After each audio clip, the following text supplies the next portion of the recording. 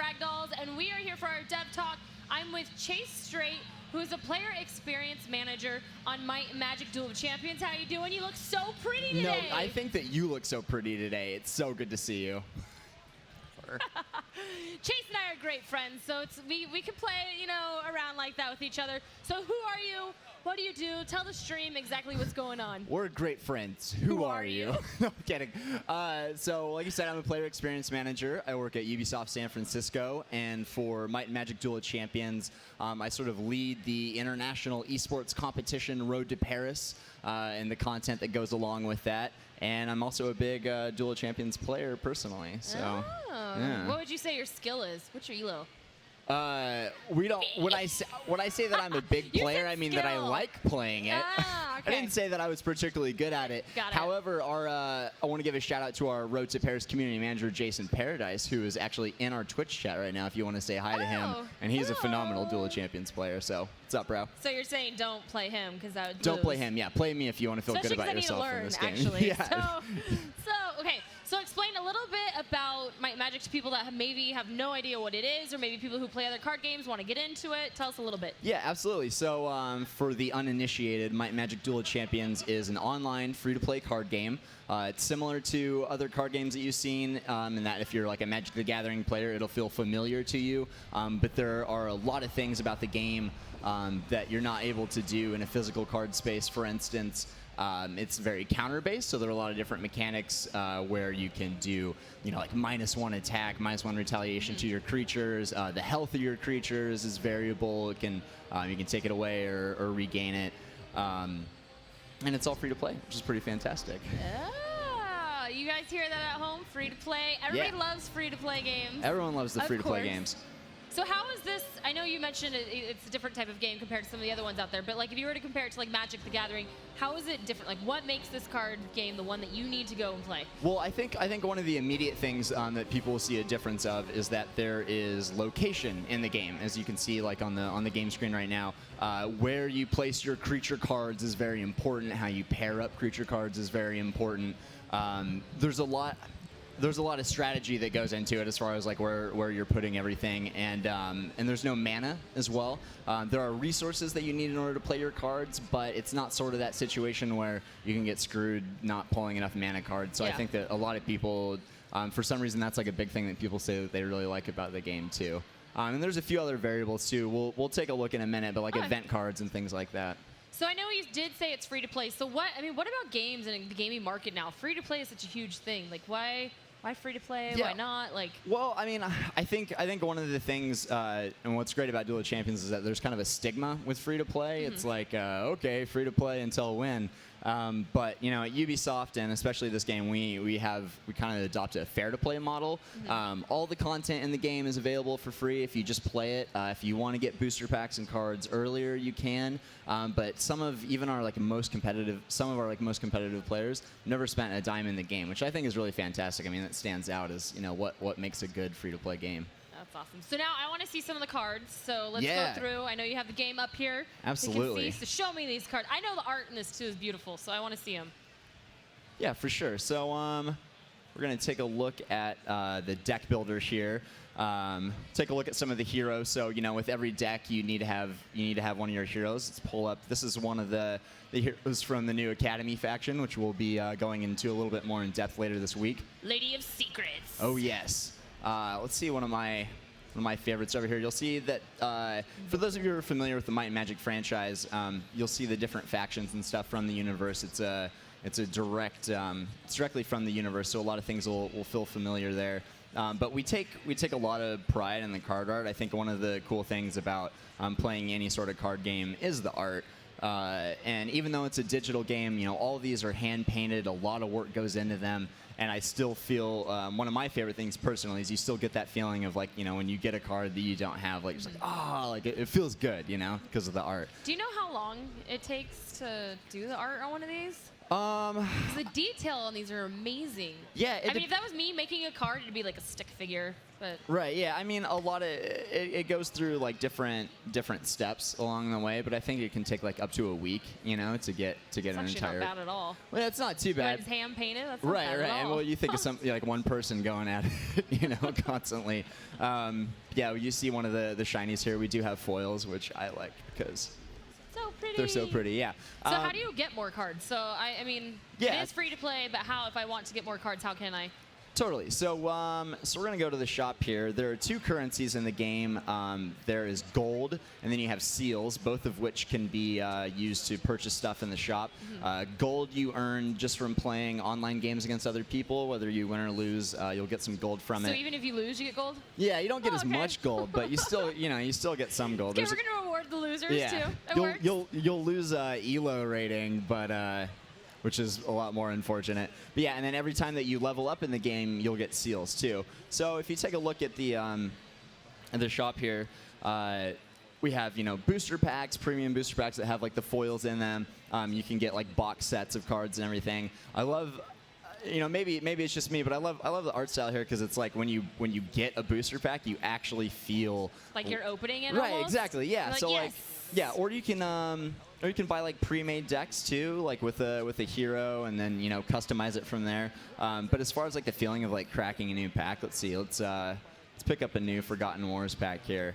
So you can buy one of these from the shop.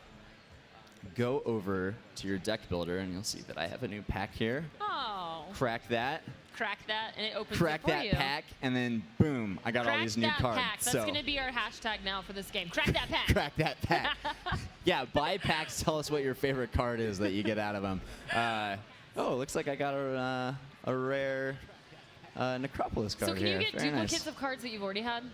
Or have? Yeah. So you can get there are no duplicates within the packs themselves, but you can get duplicates when you're building a deck.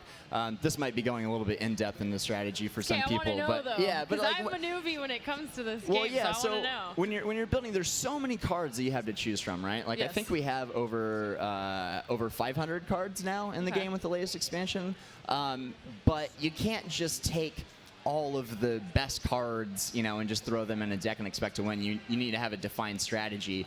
So getting the duplicates is actually a really good thing because you want to usually put like 4 of every card in your pack so that you have kind of at least a basic knowledge of what to expect that you're going to pull in your hand, so that you don't just never get the card that you want. So I want to see some gameplay. So let's get into that. Yeah, absolutely. Let me walk you through the game, and maybe this will make a little bit more sense to some people. Yeah, so we're gonna go into a live game against an unsuspecting player. So we're gonna play somebody at home randomly. Yeah. Some guy who's at home playing the game. I know. Haha. Say hello. We should tell him. Is there a chat system in the game? There is a chat system in the game. Yeah. So we could talk trash to this random person at home. Yeah. So you'll start out with your first hand here, and you have the option to take a mulligan, but you have to live with the next one. I'm going to choose to take a mulligan because all these cards here they cost at least 3 resources to play, and that's not going to help me early on. So no, I'm going to start a new one. Boom. Now I have some lower cards here. So immediately you'll see here, or that sticks out, is the location-based thing that we talked about earlier. Up here you have your Might, Magic, and Destiny, which is kind of like level requirements. At the beginning of every turn, I'm going to click my hero and decide which one of these to level up. And then you have your resources, and that'll increase by 1 per each turn. So I'm going to look at my hand here. I'm going to play this little Shark Guard. I'm playing a Sanctuary deck right now. Healing costs 1. I only have 1 resource anyway, so I'm just going to drop him on the battlefield and then turn my turn over. Take a look at my opponent's hero card here.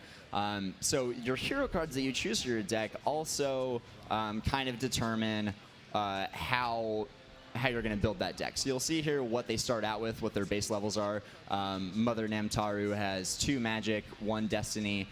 You'll see the different kind of schools of magic that she can use. So that'll determine what kind of spell cards you can put in your deck. And then the faction, this is an Necropolis faction, will determine what kind of creatures and fortunes you can use. So all the attack damage is done through these rows. So you want to block creatures through rows.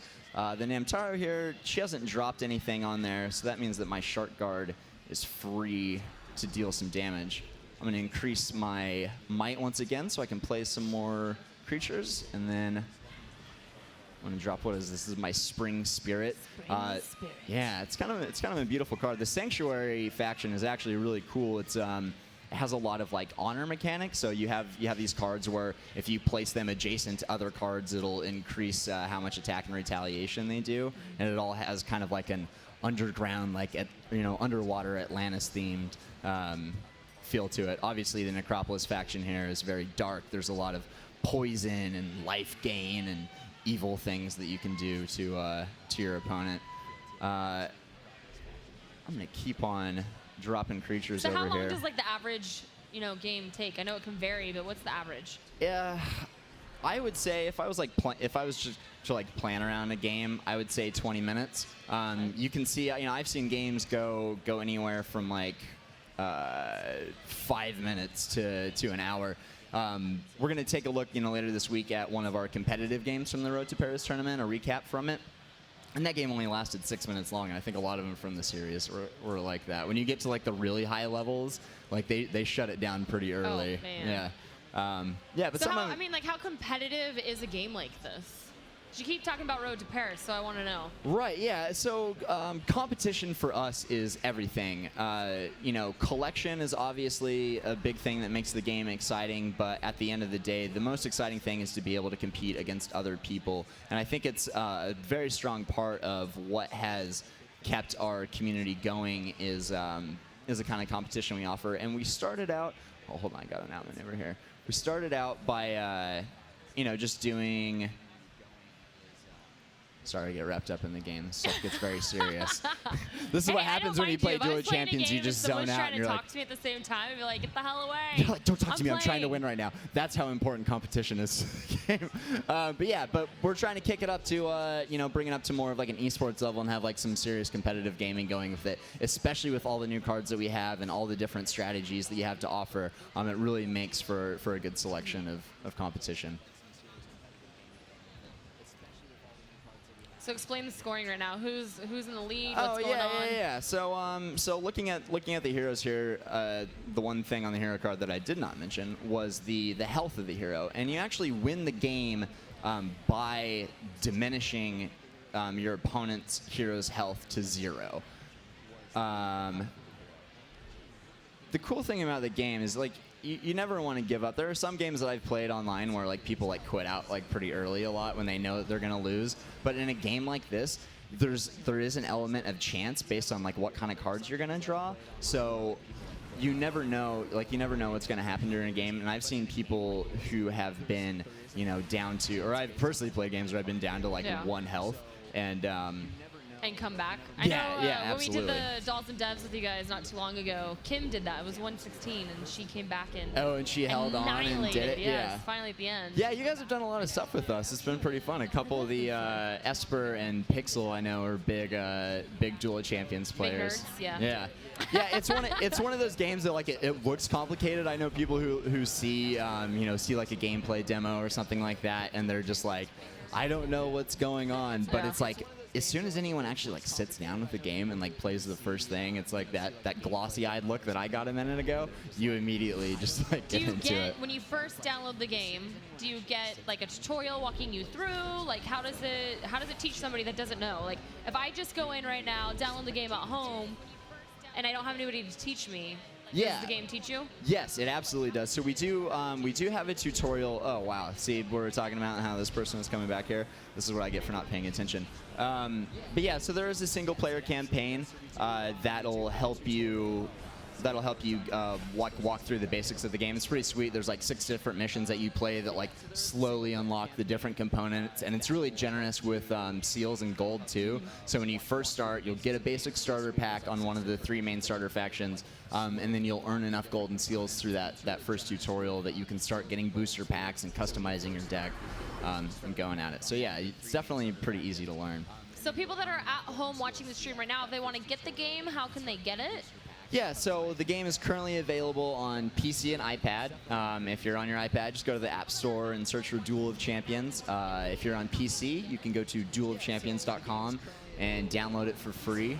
And I think if you're in the Twitch chat right now, we might be giving away. I think I saw some code giveaways. Yeah, I kept seeing everybody put exclamation You're like, raffle. I see some codes going out there. Well, I see giraffe now. But they're putting down raffle. They're getting their codes to take home with Yes. them. Put in their PCs and get some.